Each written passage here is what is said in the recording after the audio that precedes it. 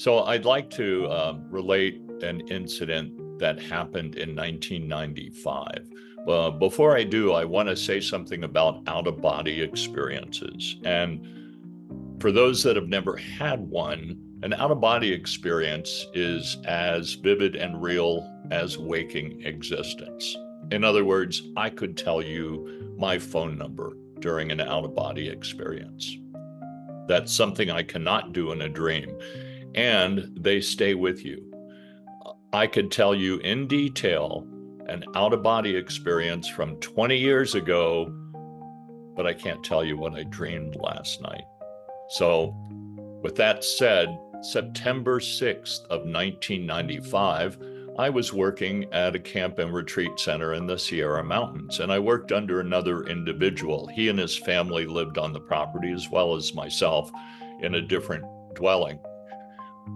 We watched his 16-year-old daughter drive out to her first day of her senior year of high school on September 6th, that morning.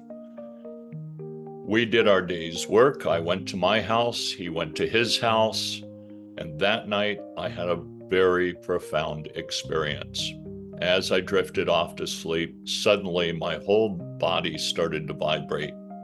I was seeing gold flecks of light just kind of showering down. And the next thing I know, I find myself in a realm that I would call one of the lower astral realms. The reason I say lower astral realm, I found myself on the roof, a flat roof of a city building. And as I looked over the edge, it reminded me of a scene from the movie The Crow with Brandon Lee, because there were trash can fires. There was garbage blowing down the street. It was not a pleasant place. Not really sure what I was doing there. Suddenly, I saw a being who pointed to a shed that was on the roof of this building. I walk over to the shed.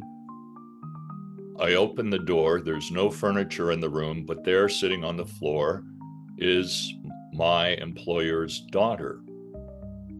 And she looked at me and said, "Hi, what are you doing here?" And I said, "I can't stay. I just want you to know you're loved." And I walked over and I gave her a hug. At that point, I came back to my body. I saw the gold flecks of light again, tingling from head to toe. And I thought, wow, that was really vivid. That was not like any dream I've ever had.